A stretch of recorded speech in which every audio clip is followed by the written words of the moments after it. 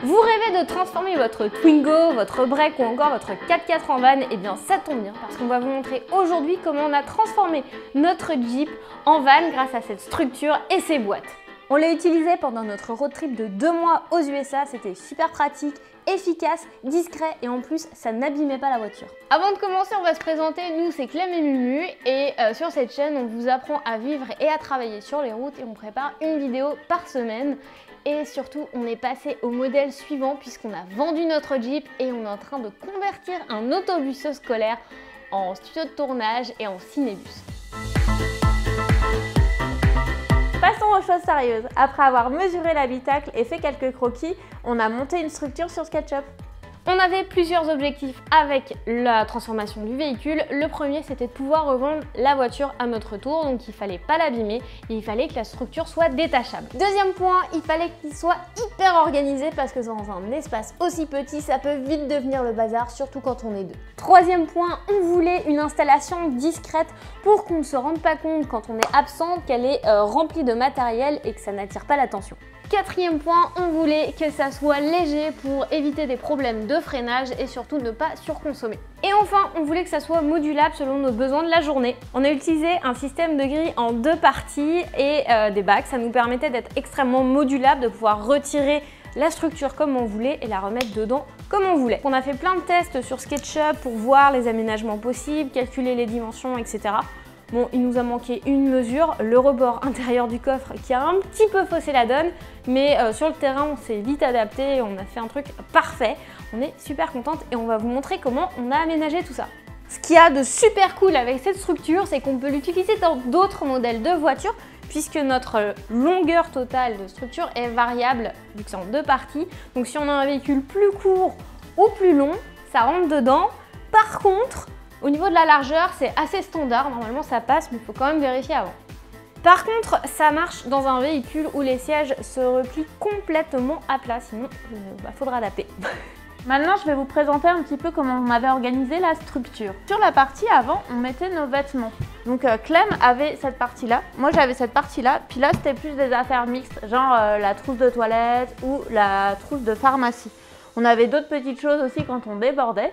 L'avantage, c'est que de ce côté-là, par exemple, c'était le côté de la portière. Donc quand on ouvrait, on pouvait tirer aussi facilement la caisse si on voulait récupérer quelque chose et d'ouvrir en grand.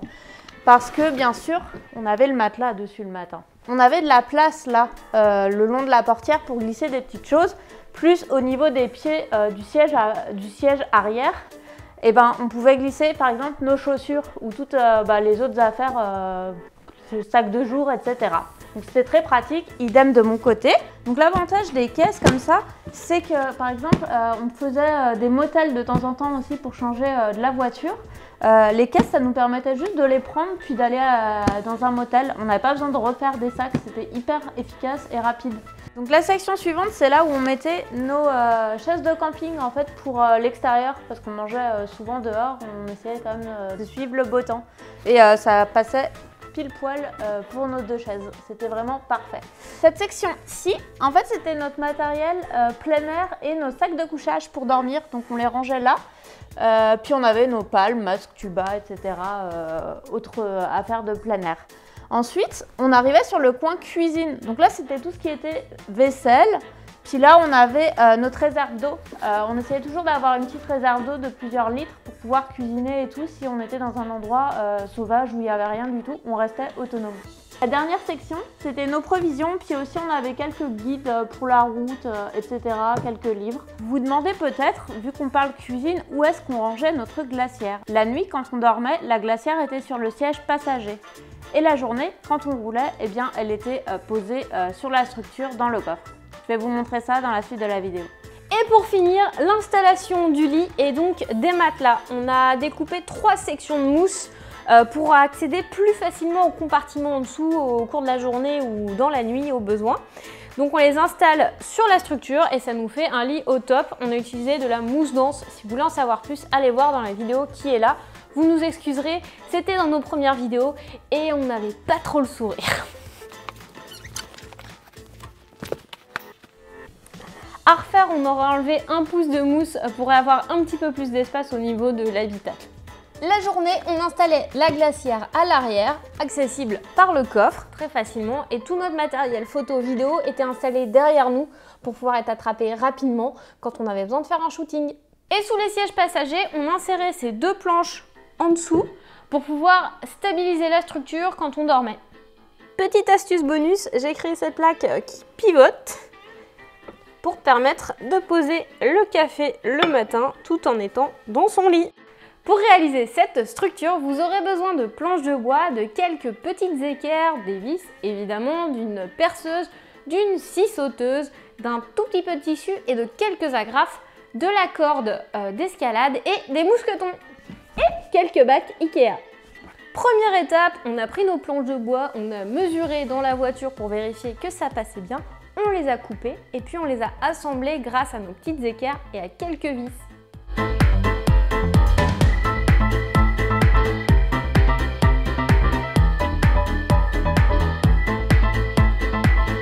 Pour éviter que le frottement entre la planche de bois et les sièges avant ne fasse une déchirure, on a installé un petit bout de tissu qu'on a agrafé dans le bois.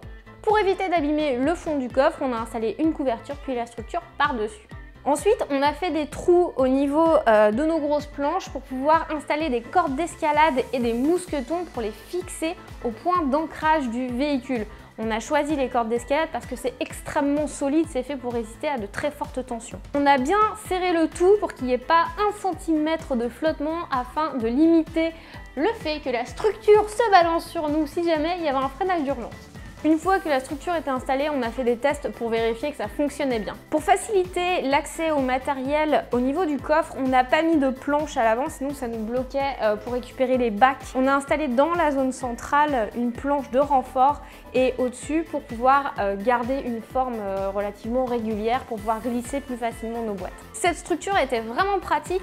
Je la conseille pour des gens qui voyagent sans travailler dans le véhicule. C'était mon cas, c'était pas pratique, donc on a dû s'arrêter régulièrement dans des motels pour pouvoir faire des pauses et pour que je puisse travailler convenablement. Donc là maintenant vous êtes prêts à créer votre structure dans votre véhicule, donc on est super contente d'avoir pu participer à ça. Si vous avez vos créations, eh bien mettez-nous un commentaire pour nous les montrer. Et dites-nous quel est le modèle de rêve, sinon de véhicule que vous aimeriez aménager. On est assez curieuse, hein. Nous on vous l'a dit, c'est notre bus scolaire. Donc si vous voulez suivre un petit peu l'aventure, abonnez-vous ici sur YouTube parce qu'on vous fait une vidéo par semaine. Lâchez un petit pouce si vous avez aimé voir cette structure et que ça vous donne des pistes pour votre projet. Et puis vous pouvez nous retrouver aussi sur Instagram et Facebook. J'en profite aussi pour vous dire que si vous voulez apprendre SketchUp et que vous voulez apprendre à concevoir votre van un peu plus en détail, on a créé une formation à ce sujet-là. Donc ça rentre vraiment dans le processus de création, de comment vous préparer, quelles sont les mesures à prendre, comment préparer vos plans, etc. C'est assez complet.